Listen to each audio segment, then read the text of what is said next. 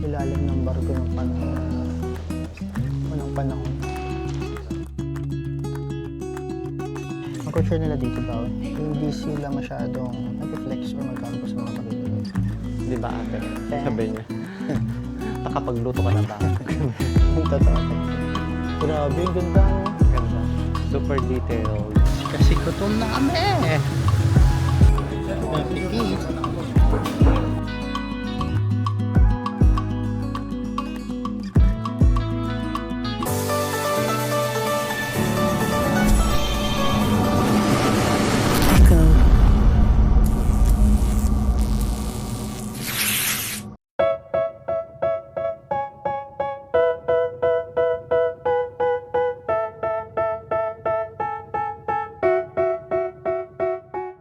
Sa pagpapatuloy ng 5-day adventure natin dito sa Sweden, kasama pa din natin ang housemate ko na si Marlon at sa vlog na ito ipapasyal namin kayo sa museum na mala Titanic ang atake at gagala din tayo sa isang city malapit sa Stockholm. They're being judgmental because you're trying things, and they just want you to settle and do the right thing. So get a good job, don't slack off. Hey mga karandom, ako si Eko, nurse dito sa Germany. Una nating bibisitahin ang Vasa Museum. Kapag nagpunta ka sa Stockholm, isa sa must visit naman talaga ay ang museum na ito dahil nakakabilib ang story nito at kung paano nila pinreserve ang 16th century na warship. Sana pwede pumasok. Kasi parang hindi. Grabe, biruin mo. 1600. Pa ito. Dito tayo ngayon sa Vasa Museum, kung saan matatagpuan ang Vasa warship na nasa likod natin. Ang Vasa warship ay natagpuan 17th century ago. Ito ang pinakabuo at na-preserve na pandigmang barko na lumubog doon sa maiden voyage. Pero yung parang yung mga detailed Is intact. Intact pa rin. siya. Tingnan niyo may mga tao-tao pa. Original sculptures from Vasa. Ito, original sculptures. Grabe yun, tagal na na-preserve pa nila. The ages, 5-10 year plans are contagious. I attack that shit, I'm tenacious. And if you ain't, get the fuck out of my. Ang creepy ni Kuya. Parang totoo siya. God help us all. The water is pouring in. So dito naman, sa baba, makikita natin yung pinakailalim ng barko. May nabasa ako kasi daw sa sobrang bigat niya, hindi nakayanan ng buong barko yung timbang niya, kaya siya lumubog. Tapos ito yung mga tao, mga kalansay na nakuha doon sa loob ng barko, na din sila, na-preserve din sila kasi buhay pa. Buhay pa. Grabe. Happy Halloween. Yung process ng preservation ng and analysis. So far, ano yung mga nakikita mo? Ito talaga, totoong mukha talaga yun. Totoo ba? Hindi. Ganyan yung itsura nila. Pero yung mukha, syempre hindi Totoo kasi yun. Ang creepy. Antinay. No one could have imagined I would be traveling on the king's finest ship. Ilalim ng barko ng panahon na unang panahon. Solid na solid.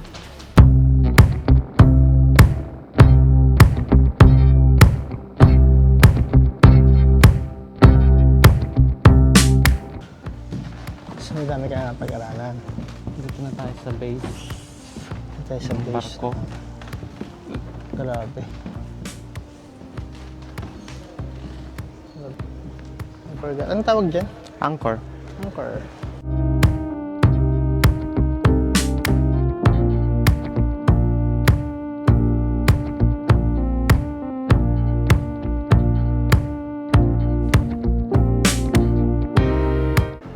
Ito yung other view. Or other angle. Multimedia. about the incorruptible portion.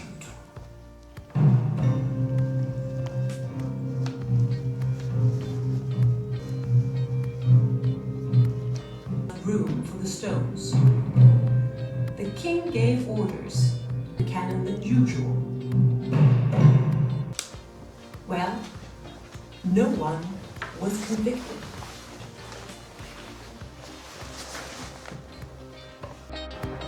Nakikimarites. Ha? Nakikimarites. Yung ibotok niya. Hoy, Di ba ate? Kaya? Sabi niya. Nakapagluto ka na ba? yung totoo. Bakit? Hindi pa kasi yung manok hinahanap ko. Sa taas kayo manok, kayo na sa kaliwa. Hi! Sabi niya. Atasin siya. Anong ginagawa mo? So this is the Vasa.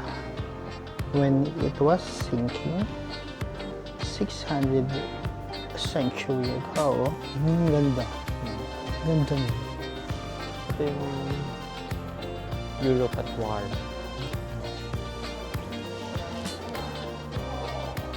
So, anong pagmimitingan natin ngayon, mga madam, sir? Sabi ko, di ba? Ano yun yan?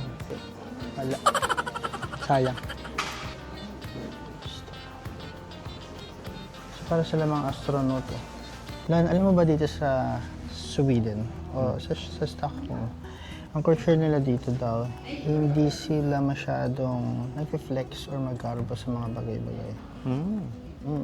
Hindi katulad ng ibang culture na magkaroon lang ng ganitong bagay, i-flex na nila, magkaroon talaga ng ganito, sasabihin nila sa ibang kaibigan nila, mga ganon. Ang term nila doon is lagom. Lagom yung culture ng mga Swedish na hindi sobra at hindi kulang, yung katamtaman lang. Sakto lang. Sakto lang.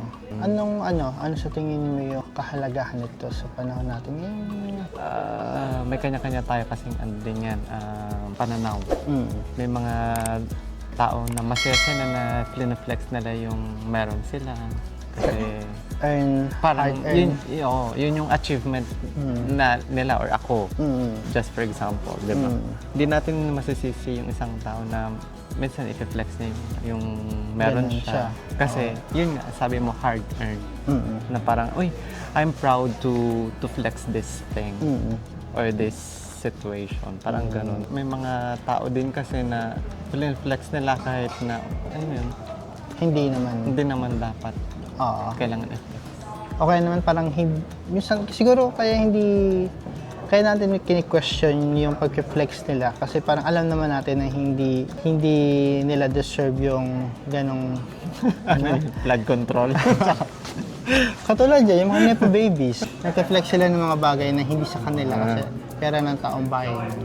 Yun naman. Yun yung, doon tayo nang siguro doon tayo nang gagaling. Ay, damit pala nila yan. Damit pala nila yun. Akala namin, kasama sa mga mga nasa foot na mga tao. Nakakahiya. Ito lang yung nag-iisang gold na nakita. A ring which might have belonged to Vice Admiral Eric Jensen. Wow. Ito lang Siguro kinuha na yung iba niya. Ay, sisiga siya Ikaw talaga, pag nagpupunta ka sa ibang lugar, nagpupunta ka din ng museum o hindi naman din. Not necessary. Ako kasi, isang lakad, kailangan may isa man lang Na na mapuntahan na yung museum. Parang idea ko din na doon makikilala yung isang lugar, yung culture nila sa pagbisita sa market nila, kung may market sila, sa mga restaurant nila, yung mga ganon, yung museums nila. Kasi syempre, yun yung mga history nila. Kaya yun, every time na makapunta ko sa ibang lugar, I make sure na nakakabisita ako sa bawat lugar na nabanggit ko. Lalo-lalo na yung museum. Ito sa upper deck ng Vasa. Upper gun deck. Upper gun deck.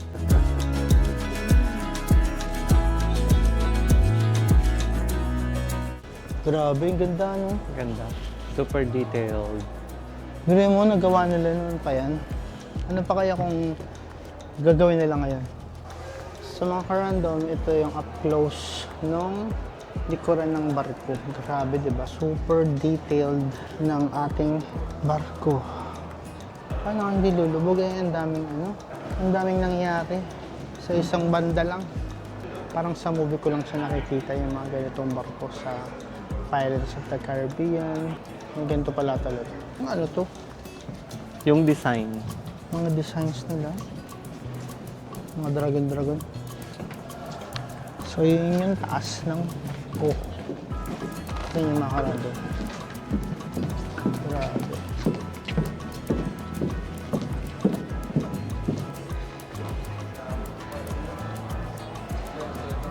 Sabi dito, choose point of interest. So kapag pinindot mo yan, yun yung makikita nyo doon sa barko. Tapos yun pala yung mga tao na nandoon. Yes, Hercules, the great hero of antiquity. Si King David, the underdog. Ambition, perseverance, at dedication. Mga salita na tumatak sa akin habang nililibot natin ang museum na ito. Walang imposible. Naks, mahipasok lang. Yes, possible pa din na ma-enjoy ang Sweden kahit sa konting panahon. Kaya, pupunta tayo sa isang city malapit sa Stockholm. Hi, welcome to Uppsala. We're done Stockholm. We visited Uppsala. Ito isa sa pinakamalapit na city sa Stockholm. Kaya, ginrab na namin ang opportunity na gumala dito. At least an hour drive.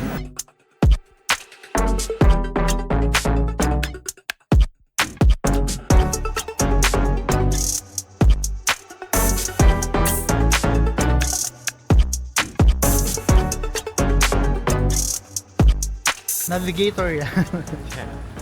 Kasi gutom na kami. So ito yung ambience ng Uppsala. It's like for more than 1 hour from Stockholm, Sweden. Ang daming mall sa Uppsala. Sa city center kasi tayo. Kaya siguro ganito. Wow. Taga Uppsala yan.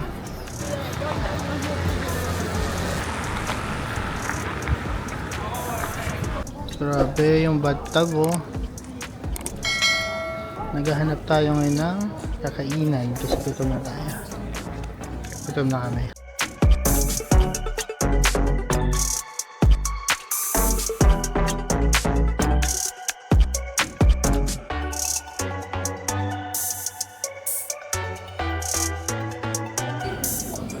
Napikit. Bakit? Sarap ng soup. Try. Sarap siya. Good choice. Hindi ako masalad na person. Pero pag nandito ako sa labas, kumakain ako. Sarap. So since nandito na tayo sa Uppsala, ano yung tingin mo pagkakaiba ng Uppsala sa Stockholm? Ano? Maraming mall. Maraming mall. Daming mall dito. Parang kada kanto may mall. Napuntahan na natin ito ano? Yeah. Under reconstruction. Dahil reconstruction ng mga bagay-bagay. Well, lahat naman ng city yan. Ang linis. Parang isang oras kami naghanap na makakainan kanina ng lunch. Kasi gusto namin sana authentic na Swedish meatballs and all. Kasi ang mamahal. Kasi ang lalayo pa. Pero gusto na namin kumain kasi gutom na kami. Kasi biruin mo ba naman? 1 o'clock yata kami dumating dito. 1:40 plus na. Mag-alas 2 na. Hindi pa rin kami kumakain. So pinatas na namin yung Thai food pero masarap naman. Siyempre. Choice daw niya yun. Pero sana hindi na umulan kasi para masulit namin itong Uppsala. Pili ko naman hindi na uulan. Makulimlim lang. So, pupunta tayo ng katedral. Ha? Open yung katedral? Mura? Oh. Kahit maulan, ang dami pa rin nagagala. Na? Saan ba? Tignan ko nga yung ano. This is the oldest house in Uppsala. Wow. It is from the 11th century. Switch it. Wow. And I had a friend who lived here. Okay. And the walls are like this. Wow. The walls. So they made like an apartment. Yes, This it one. is for priests or Okay, okay. yeah. So we're looking for the cathedral? Yeah, they're church. working in the church. Yes, Ah, yeah. okay. Mm. Oh. You got to see the cathedral. Yeah, yeah. Thank you so much. And if you walk that way, it's even more beautiful to Beautiful. see the Okay. cathedral. I think so. Hey, this You this can way. Go round. Yes, Okay. I think so. Wow. It's even more beautiful. Thank you so much. Bye-bye. Wow. Buti lang si ante mo, mga bait. So, parang ano yung ano natin. First Yung time. First time na may kausap sa amin. First time yun. Na parang in-entertain tayo. And actually, parang nag-usa siya eh. Hindi naman tayo nagtanong, di ba? Nakakaano naman. Tsaka magaling siya mag-English kasi siguro. Ang hindi ko makakalimutang travel ko noon na muntik na ako nawala. O nawawala ako. Is yun nasa Milan ako. Nahanap ko yung hotel. Nawalan ako ng internet. So, hindi ko talaga alam kasi parang nag-Google Map ako tapos iba na yung way. Nalagpas ako, maya-maya hindi naman. Tapos nagtanong ako, sabi diyan lang daw yun. So, wala. Nagdasal talaga ako, sabi ko, Mama Mary, sabi nawawala na ako. After 1 minute, may kabayan na babae na Taga doon. kabayan na babae na nasa Taga Milan. doon nga. Oo. Tapos yun, sabi niya sa akin, sige, mag-i-internet ako para sa'yo. Tapos, tinuro niya sa akin yung way. After nun, nakita ko na yung way. Noon, I make sure na kailangan may-internet ako. At hindi lowbat yung phone. At hindi lobat yung phone. Yun ang...